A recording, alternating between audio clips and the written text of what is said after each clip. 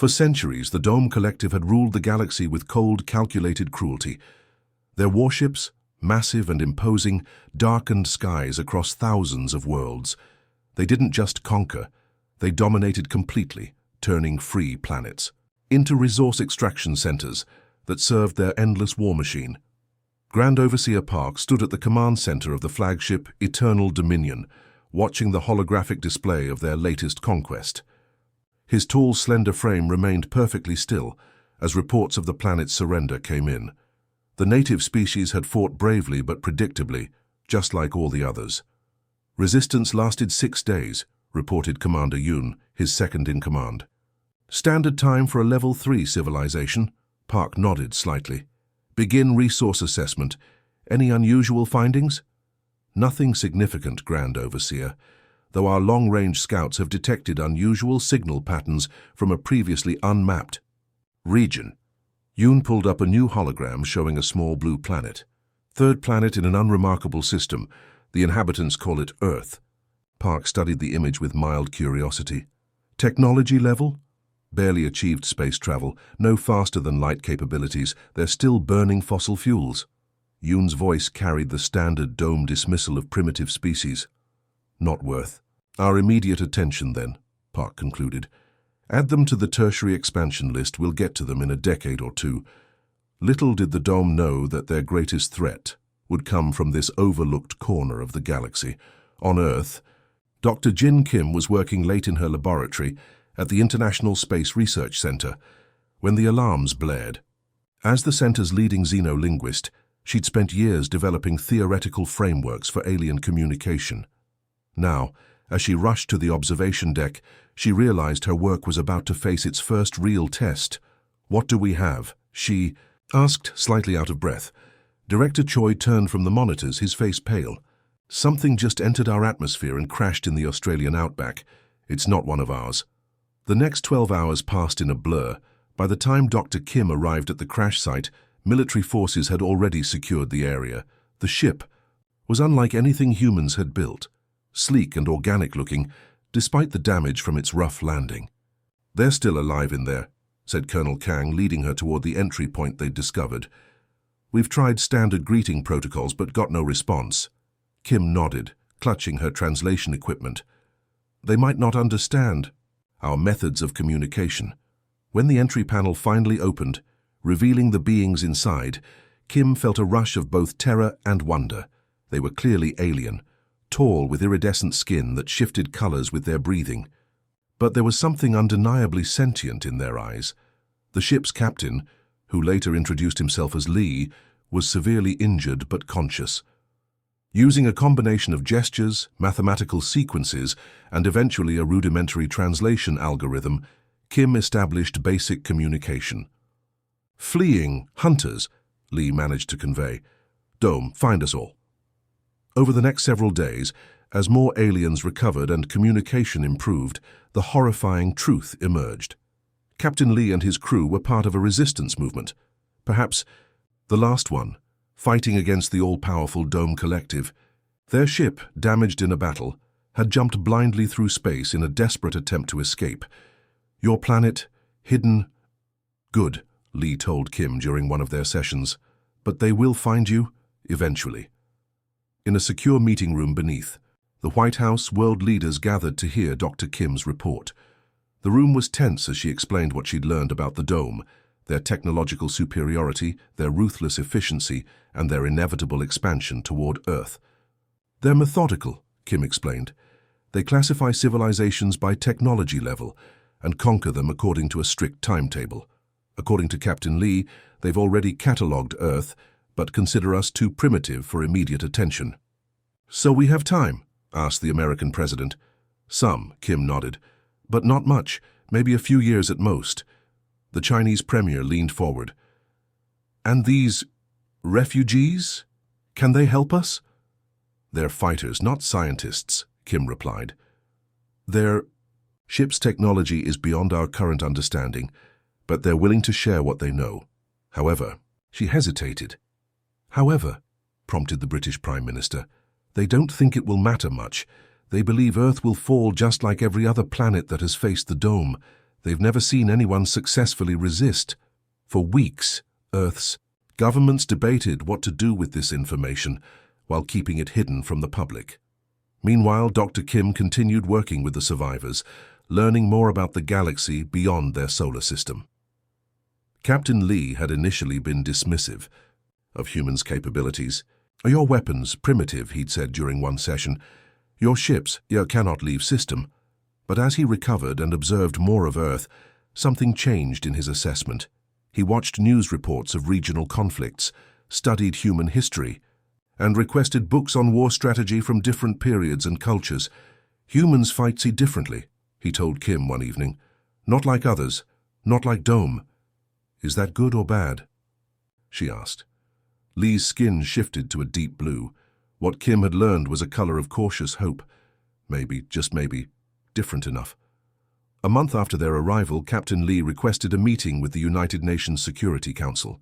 His ship's communication officer had picked up Dome communications. They were coming sooner than expected. In the emergency session that followed, Lee stood before Earth's leaders, his translator device converting his words to human language. "We came to your world by accident," he said, his voice steadier now. "We were running away, defeated and hopeless. But watching your people, I begin to wonder if we found exactly what the galaxy needs." He looked around the room, his skin now glowing with an intensity Kim had never seen before. "The Dome have never faced humans before. They expect you to fight like everyone else, with logic, with what they understand as strategy. But your history shows something different. You adapt, you surprise, you keep fighting when all reason says you should surrender." The room was silent as Lee's words sank in. "We have a saying in our language," he continued. "Hope comes from the unexpected place. I now believe that place might be Earth." As Dr. Kim looked around at the faces of Earth's leaders, scared but determined, she realized that humanity's greatest test was coming. And for the first time since learning about the Dome, she felt something beyond fear, the stirring of possibility. 6. Months passed in a blur of frantic preparation. Earth's normally divided nations had put aside their differences in the face of extinction. Military bases transformed into joint training facilities where soldiers from dozens of countries worked, alongside the alien resistance fighters. Scientists worked around the clock to understand and adapt the technology from Captain Lee's damaged ship. Commander Hannah Song stood on the observation deck of the Pioneer, Earth's first faster-than-light vessel. The ship was a hybrid of human engineering and alien technology, ugly but functional. Through the viewport, she watched Earth grow smaller, a blue marble shrinking in the blackness of space. "Having second thoughts?" asked Dr. Kim, who had joined the expedition as Chief Communications Officer. Song shook her head. "Just saying goodbye. We might not see it again." Their mission was clear but dangerous. Travel to the nearest resistance outpost and establish Earth as a fighting ally. Not just another victim waiting for the Dome.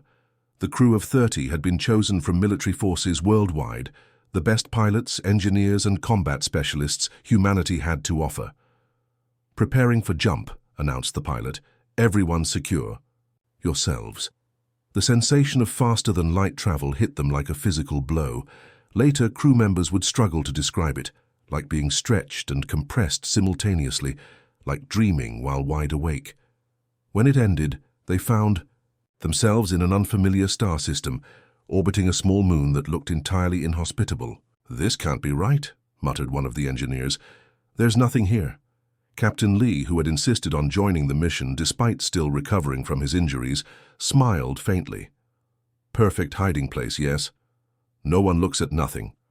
As they approached the moon's dark side, hidden sensors scanned their ship. A narrow opening appeared in what had seemed like solid rock, revealing a hangar bay carved into the moon itself. The resistance outpost was completely underground, safe from orbital scans. Inside, they found a desperate operation. Fewer than 200 fighters from a dozen species had created a base from salvaged ships and equipment. Their commander, a battle-scarred veteran named June, greeted them with obvious skepticism. "So these are the humans," he said, looking over Song's team. "I expected you'd be bigger."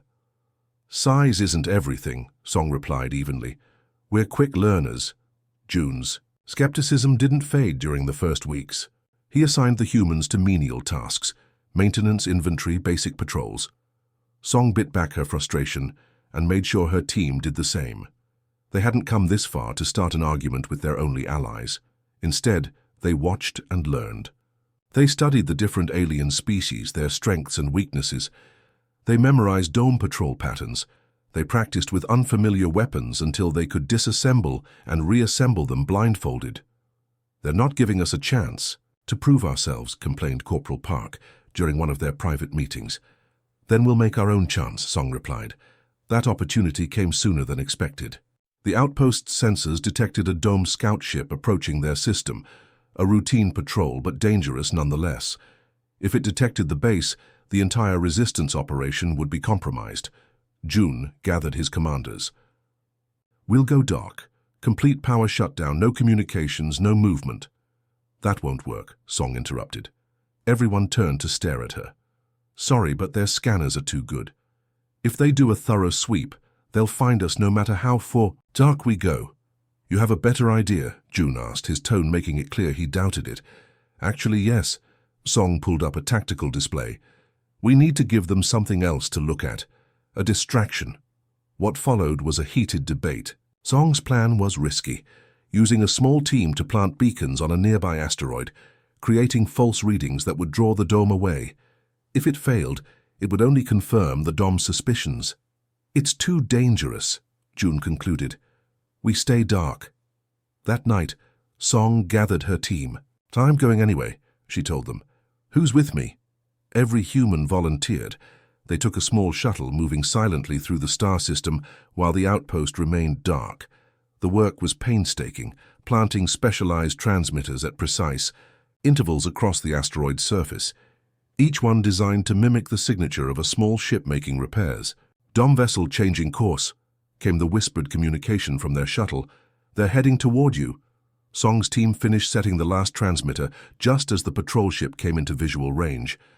Now came the tricky part, getting away without being spotted. They hid their shuttle in a deep crater and waited. The dome ship was massive compared to their tiny shuttle, bristling with sensors and weapons. It hovered near the asteroid, scanning the false signatures. Song held her breath. If their plan worked, the dome would investigate, find nothing, and attribute it to equipment malfunction. Then everything went wrong. A second dome vessel appeared, approaching from the opposite direction. It wasn't a routine patrol. It was a training exercise with a full complement of soldiers practicing search patterns. They're sending down landing parties, whispered their shuttle pilot. At least 30 soldiers. Song looked at her team. Just 8 humans with limited weapons on unfamiliar ground. Change of plans, she said. We're not hiding anymore. What the dome expected was to find nothing, or perhaps a small group of frightened fugitives. What they found instead was a human ambush, unlike anything they'd experienced. Song's team split into pairs, using the asteroid's low gravity to make impossible leaps between hiding spots. They never attacked from the same position twice. They used timed explosives to create distractions, lured dome soldiers into traps, and employed tactics from Earth's long history of asymmetric warfare. They're so predictable, Song realized, as she watched a dome squad advance in perfect formation.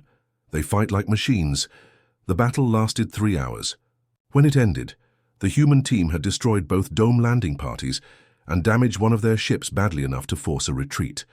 And they'd done it without losing a single person. When they returned to the outpost, they expected to face June's anger for disobeying orders. Instead, they found him waiting in the hangar bay with the entire base gathered behind him. We watched everything, he said, his voice different now. Your shuttle's cameras transmitted the whole battle. Song stepped forward, ready to accept whatever punishment came. We couldn't let them find the base. June was silent for a long moment. Then, to everyone's surprise, he bowed, a gesture he must have learned from studying human customs.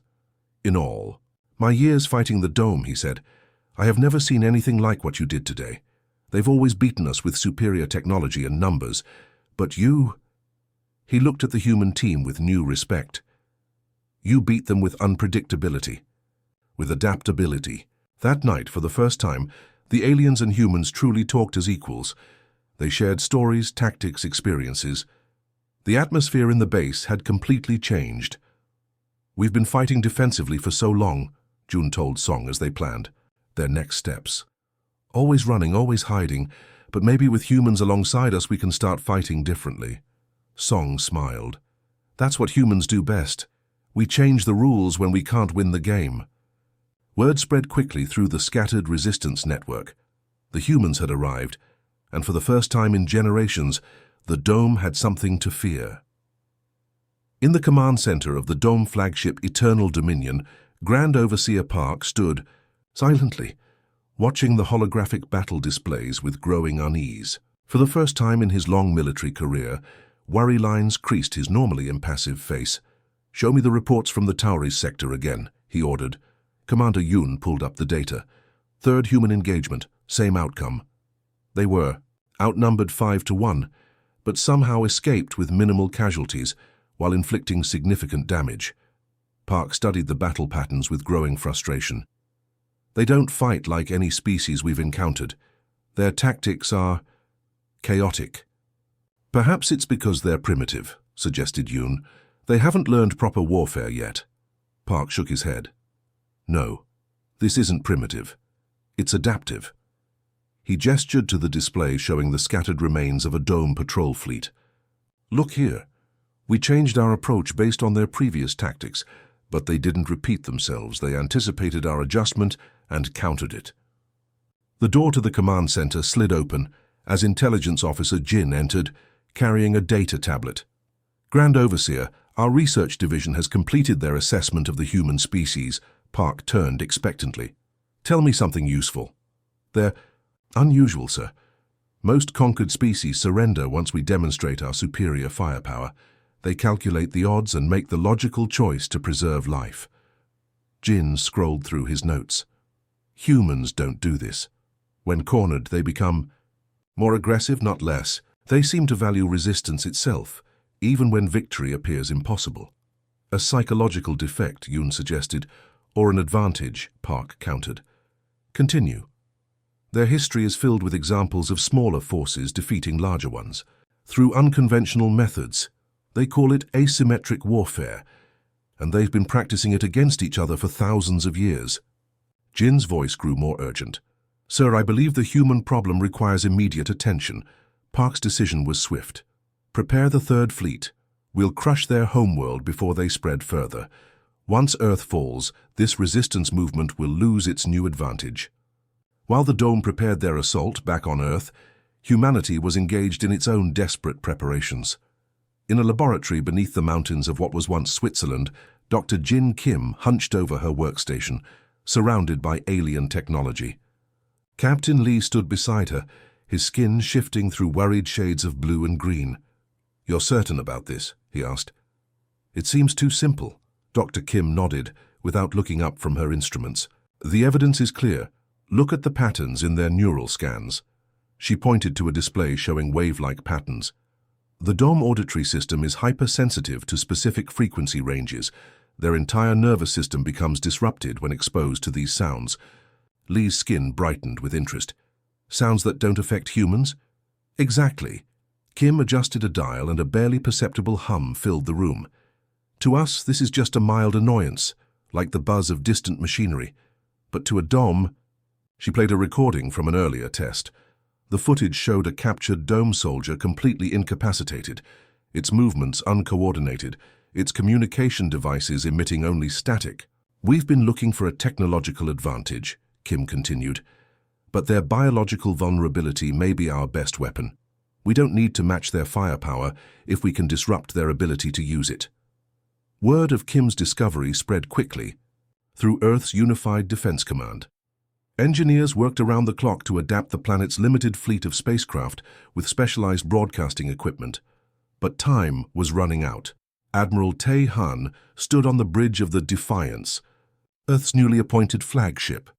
Through the viewscreen, he could see the assembled fleet, less than 100 ships, many of them hastily converted civilian vessels. It hardly seemed enough to defend an entire planet. "Admiral," called out his communications officer, Long range. Sensors are picking up energy signatures, massive ones. The Dome fleet has entered the solar system. Han's face remained calm, though his heart raced. How many? Over 300 vessels, sir, and those are just the ones big enough to register at this distance. A hush fell over the bridge. 300 against their meager force. The odds were worse than anyone had anticipated. Han opened a channel to the fleet. This is Admiral Han. We've trained for this moment. We know what we're facing, and yes, they outnumber us. But remember, throughout human history, it's never been about the size of the force, but how you use it. He paused, making eye contact with his bridge crew. The Dome expect us to fight conventionally, to match firepower with firepower. We won't play their game. Instead, we'll use what makes us human, our adaptability, our creativity, and now, thanks to Dr. Kim, our understanding of their weakness. Stand by for tactical instructions. Earth depends on us today. The Dome fleet. Approached with mathematical precision, their ships arranged in formations that had conquered 1,000 worlds. Grand Overseer Park observed the human defenders with mild disappointment. Such a small force hardly seemed worth his personal attention. They've positioned their fleet to protect their major population centers, noted Commander Yoon. Predictable. Begin. The standard approach, Park ordered. Full-spectrum communication jamming followed by systematic targeting of their defensive capabilities. I want their surrender within 3 hours. The Dome fleet advanced, spreading out to surround Earth's defenders. The human ships held their positions, seemingly waiting for the inevitable. Then, as the first Dome ships came within range, the human fleet did something unexpected. Rather than firing weapons, they began broadcasting on all frequencies, and the Chi. Dome Command Center. A strange humming filled the air. At first, Park barely noticed it, a minor irritation at the edge of his consciousness. Then the sensation grew stronger. His thoughts became clouded. Around him, bridge officers began to show signs of distress. What is happening? Park struggled to form the words. His limbs felt heavy, unresponsive. Commander Yoon collapsed at his station. They're broadcasting something. Across the Dome fleet, the effect was the same. Ships veered off course as their pilots lost coordination. Weapon systems misfired or failed to activate. Communication between vessels broke down into incoherent noise. Admiral Han watched from the Defiance as the massive enemy fleet fell into disarray. Now, he ordered, all ships, execute attack pattern Delta. Earth's smaller vessels darted between the floundering Dome ships, targeting propulsion systems and weapons with surgical precision. Without coordination, the technologically superior Dome couldn't bring their full power to bear. On the Eternal Dominion, Park fought against the debilitating effect of the sound. Cut. External communications, he managed to order. All ships. Retreat and regroup. But the damage was done. As some Dome ships attempted to withdraw, others, unable to receive the order, continued their now disorganized attack. The result was chaos, Dome vessels colliding with each other, firing at random, or drifting helplessly in space. The battle lasted less than 2 hours. When it ended, over a third of the Dome fleet had been destroyed or disabled. The rest retreated in disarray, leaving Earth victorious against seemingly impossible odds. On the bridge of the Defiance, Admiral Han allowed himself a brief moment of relief before opening a channel to Earth Command. The Dome fleet has retreated beyond the orbit of Mars, he reported. We've won this battle, but they'll be back, and next time, they'll be prepared. For our frequency weapon. The response came from General Song, still on Earth. Then we'll have something new waiting for them. This victory buys us time to strengthen our position. Well done, Admiral. Later, as Han reviewed the battle footage with his officers, one of them asked the question on everyone's mind. How did we really win? They had everything. Better ships, better weapons, more experience. Han smiled grimly. Because the Dome have spent thousands of years perfecting one way of fighting. They've never needed to adapt because they've never truly been challenged. He gestured to the image of Earth on the view screen. We humans have spent our entire history adapting, improvising, finding ways to overcome stronger opponents. Today was just the latest chapter in a very long story. Across the galaxy, news of the battle spread like wildfire through the underground resistance networks. For the first time in living memory, the Dome had been defeated, not just fought to a standstill, but genuinely beaten. And the species that had done it was one that most had dismissed as primitive just months earlier. For the conquered peoples of 1,000 worlds, a dangerous new emotion began to take hold.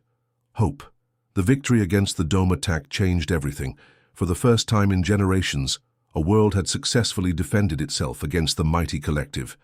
In the weeks that followed, Earth transformed from potential victim to beacon of hope. General Min Song stood in the war room beneath Geneva, surrounded by holographic displays showing the known galaxy. Representatives from Earth's unified governments gathered around the table, along with Captain Lee and other resistance fighters who had made Earth their base. "We have a window of opportunity," Song explained, pointing to a blinking light representing the retreating Dome fleet. "They're regrouping, adapting their ships to counter our sound weapon, but they've never had to recover from a defeat before. Their command structure is in disarray. So we strike while they're weak," suggested the American president.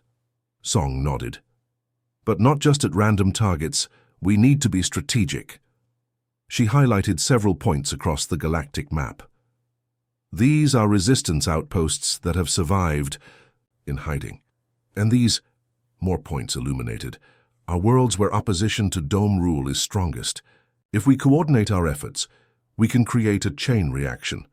Captain Lee's skin shifted to a cautious yellow. "Many have tried to unite against the Dome before. The problem has always been communication and trust. Different species have different priorities.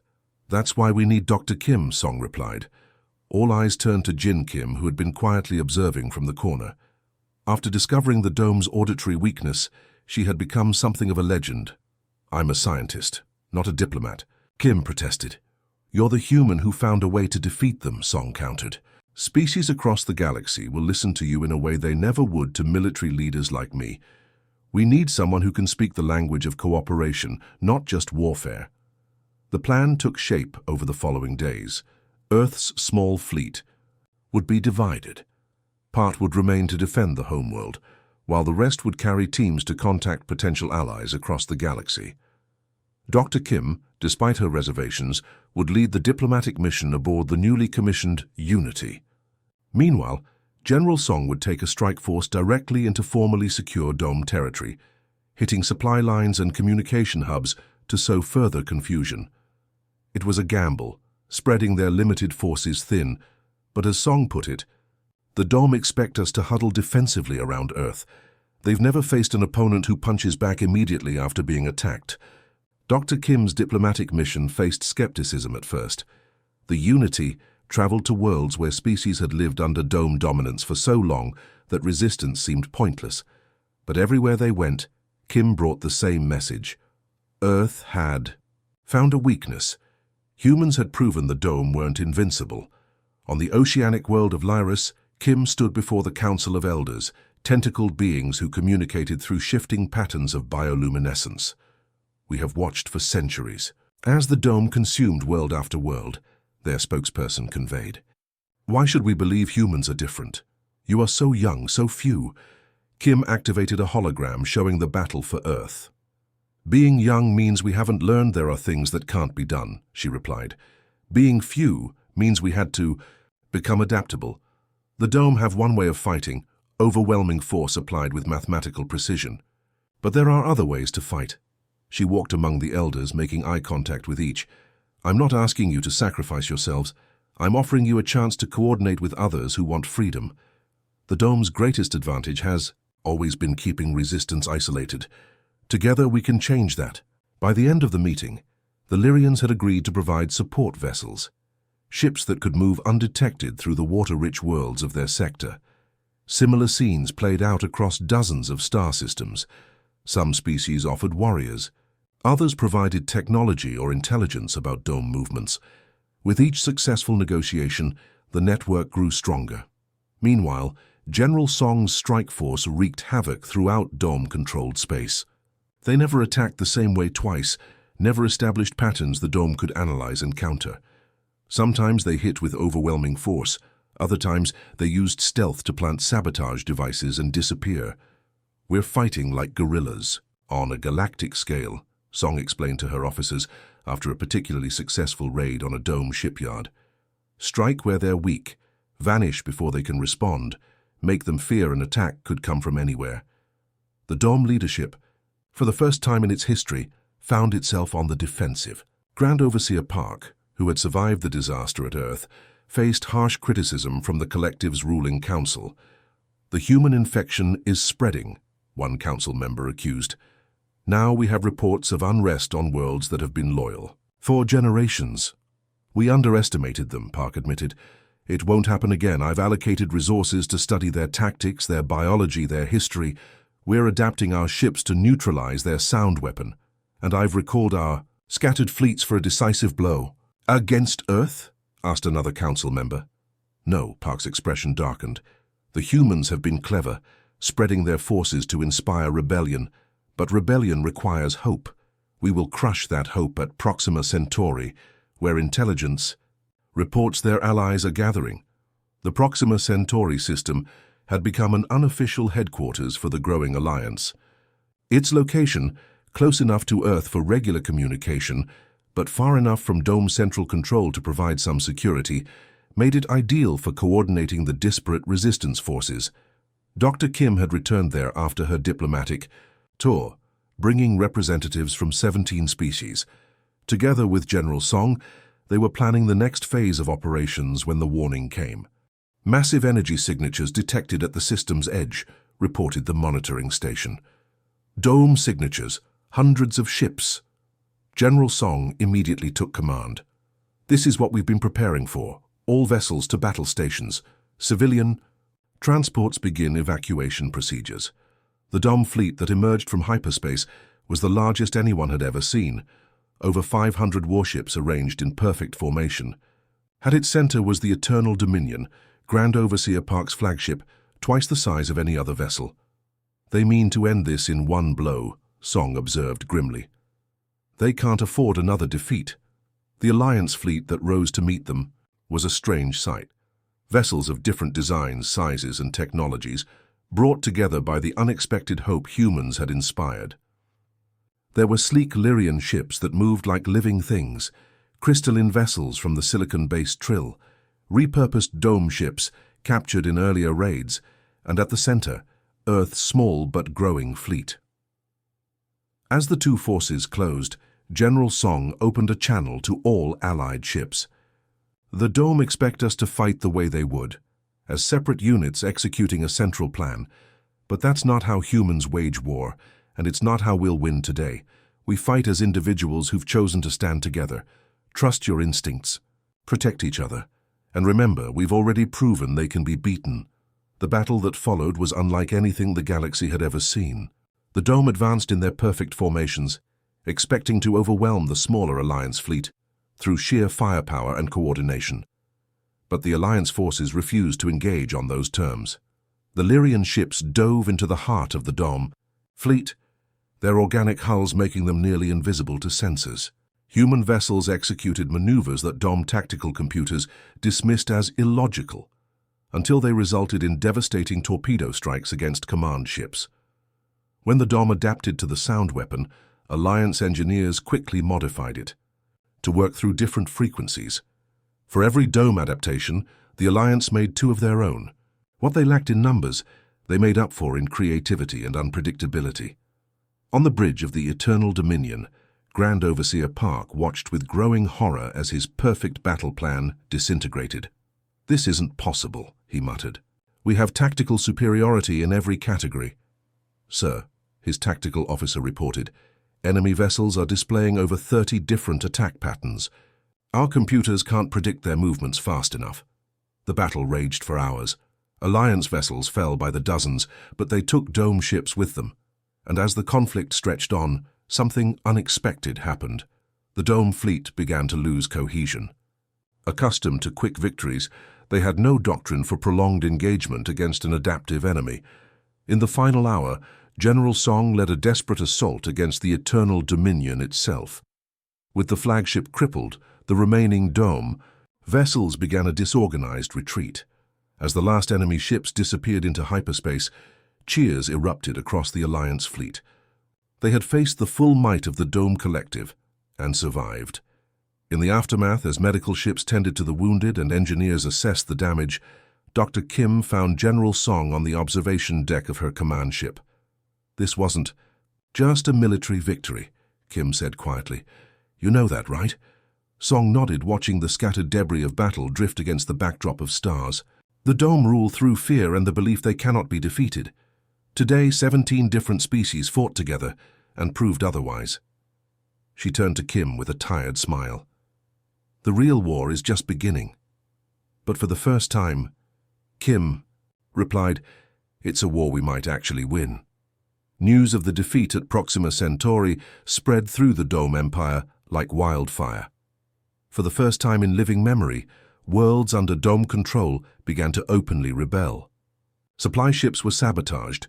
Garrison forces found themselves surrounded by formerly docile subject populations, and communication relays were destroyed faster than they could be repaired. On the Dome homeworld of Karash, the ruling council gathered. In their ancient chamber, its walls lined with trophies from 1,000 conquered worlds, the mood was grim as they confronted an unfamiliar emotion: fear. "Grand Overseer Park has failed us completely," declared Council Elder Seo, her voice cold with fury. "The human contagion spreads unchecked. 3 sectors have declared independence. In the past week alone." "Park must be executed," agreed another elder. "His failures demand no less." The chamber doors slid open, and to everyone's surprise, Grand Overseer Park himself strode in.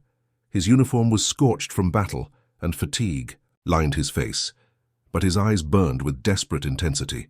"You speak of execution," he said without preamble. "Perhaps I deserve it, but first hear my plan to save our empire." The council fell silent, waiting. "We've been fighting this war incorrectly," Park continued. "We treated the humans as just another species to be conquered. But there's something different. A disease that infects other species with dangerous ideas about freedom and self-determination. We cannot defeat them through conventional means." He activated a holographic display showing the Dome homeworld and its elaborate defensive systems. "I've recalled all remaining loyal forces to Karash. Here, where our technology is strongest, we will make our stand. And I've ordered the preparation of the Sunforge." Gasps echoed through the chamber. The Sunforge was the Dome's most terrible weapon, capable of inducing a star to go supernova. It had been used only twice in their history, both times to make examples of particularly stubborn species. "The humans' homeworld will be eliminated," Park stated flatly. "Without Earth, this alliance they've built will crumble." After heated debate, the council approved Park's desperate plan. He would keep his life, for now, and command the defense of Karash, while the Sunforge was prepared for deployment against Earth. Meanwhile, the Alliance forces were consolidating their gains, liberating world after world from Dome control. General Min Song had established her command center on a recaptured space station at the edge of Dome space. Representatives from over 30 species now served on her war council. Dr. Jin Kim entered the command center, returning from her latest diplomatic mission. The former xenolinguist had grown into her role as humanity's chief ambassador, though she still wore her lab coat instead of formal diplomatic attire. "The Volari have joined us," she announced. "Their sensor technology will be invaluable for the push toward Karash." Song nodded, studying the holographic map showing Alliance forces in green and remaining Dome strongholds in red. "We're making good progress, but our intelligence suggests Park is planning something desperate. All remaining Dome ships are pulling back to defend their homeworld." "It doesn't make strategic sense," observed Captain Lee. His skin had taken on the deep blue of focused thought. "They're abandoning systems they could still hold." "Unless they're planning to strike directly at Earth," Kim suggested. "Remove the head, and they think the body will die." Song's expression darkened. "Earth's defenses have been strengthened, but if they commit enough forces..." She made a decision. "We can't wait any longer. We need to take the fight directly to Karash." The planning for the assault on the Dome homeworld took weeks. It would be the largest coordinated attack in galactic history, with ships from every allied species participating. But even as preparations continued, Dr. Kim worked on a different project, one that might make the attack unnecessary. In her laboratory aboard the station, Kim had been studying dome communication patterns. Since discovering their sensitivity to certain sound frequencies, she had developed a more sophisticated understanding of their neurological system. The sound weapon was just the beginning, she explained to General Song and the War Council. What we've learned is that dome nervous systems are particularly vulnerable to specific patterns of stimulation. With the right broadcast, we could potentially disrupt their entire command structure without firing a shot. A weapon that targets only dome biology, asked a representative from the silicon-based Trill, clearly uncomfortable with the concept. Not exactly, Kim clarified. It's more like a message their brains can't ignore. For the past 3 months, we've been secretly installing transmitters throughout the territories we've liberated. Each one broadcasts at a very low level, not enough to incapacitate, but enough to create a constant, subtle disruption. Psychological warfare, Song said with growing understanding. Kim nodded. The effects are cumulative. By now, every dome in range of our network is experiencing increased stress, difficulty concentrating, and decreased coordination, all without knowing why. Their entire military machine is operating at reduced efficiency. And if we boost the signal during our attack on Karash? Song asked. Kim's expression was grim but determined. Then we might be able to end this war with minimal casualties on both sides. The day of the assault arrived.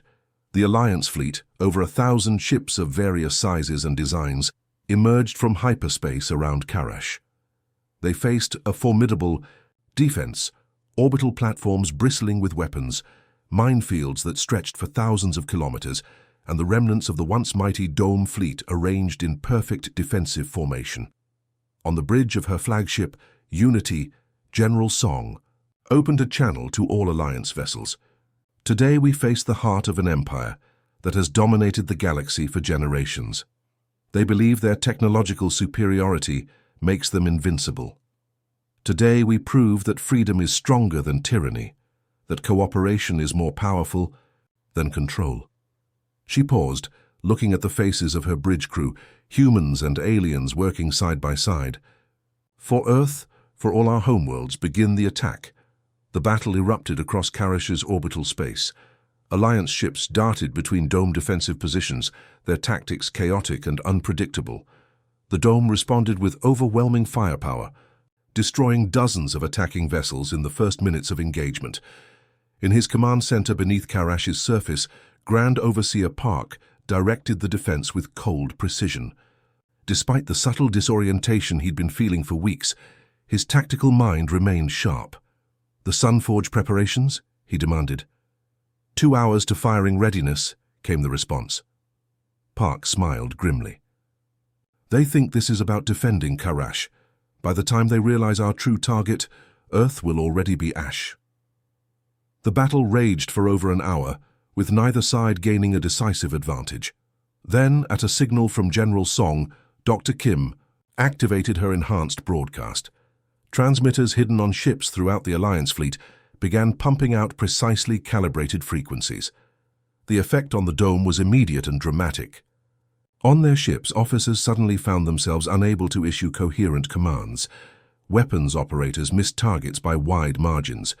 Communication between vessels broke down into garbled nonsense. Park felt it too, a disorienting wave that made his thoughts scatter like leaves in a storm. "What is happening?" he gasped, clutching his command console for support. His second-in-command, barely able to stand, managed to check the sensor readings. "Energy pattern. Throughout our defense grid, it's the humans, understanding." Dawned through Park's clouded mind. The sound weapon, they've refined it.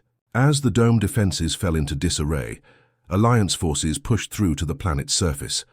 Special teams landed near key facilities, including the Sunforge Control Center. The fighting was fierce, but brief. The dome soldiers, disoriented by Kim's broadcast, were unable to mount an effective resistance. General Song led the final assault on the central command bunker. Park and what remained of the dome leadership had barricaded themselves inside.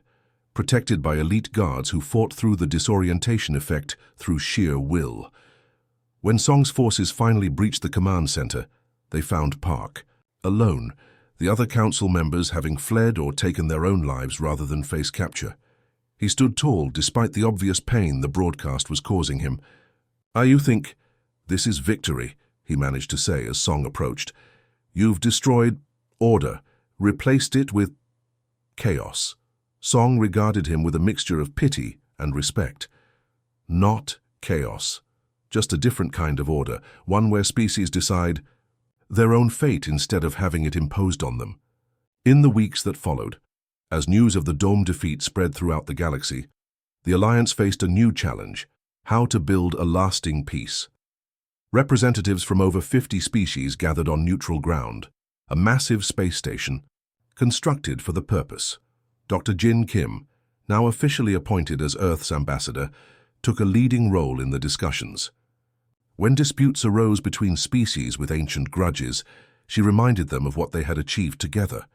"The Dom maintained power by keeping us isolated, making us believe we were alone," she told the assembled delegates. "What gave us strength was coming together, not as a single empire with one species dictating to all others, but as equals, each contributing our unique perspectives and abilities." From these discussions emerged the framework for the Galactic Confederation, ACE, new form of interstellar governance where all member species had equal representation. Military power would be decentralized, with each world maintaining its own defense forces while contributing to a common fleet for mutual protection. On the day the Confederation Charter was signed, Kim stood with General Song and Captain Lee, watching as representatives from worlds that had been enemies for generations now pledged to work together. "Do you think it will last?" Song asked quietly. "Nothing lasts forever," Kim replied. "But we've given the galaxy something it hasn't had in a long time, a choice about its future." Lee's skin had taken on a bright golden hue, the color of hope, among his people. The Dome never understood what made humans different. They saw your adaptability, your unpredictability as weaknesses, signs of an undisciplined species. They never realized those qualities were your greatest strengths. Kim smiled as she watched the celebration unfolding around them. "Humans have always been good at imagining things could be different than they are. Sometimes that leads us into trouble, but sometimes," she gestured toward the stars visible through the station's viewport, "sometimes it leads us to change the universe." In the years that followed, the former Dome Empire transformed. Some worlds chose to join the Confederation, others preferred independence. The Dome themselves, freed from their militaristic leadership, gradually integrated into galactic society as equals rather than conquerors. And Earth, once dismissed as an insignificant world populated by primitives, became known throughout the galaxy as the planet that taught the stars that freedom was possible. As Dr. Kim often said in her speeches as the Confederation's first Secretary General, "The greatest power in the universe isn't technology or weapons or even knowledge. It's the unquenchable belief that things can change for the better, and the courage to make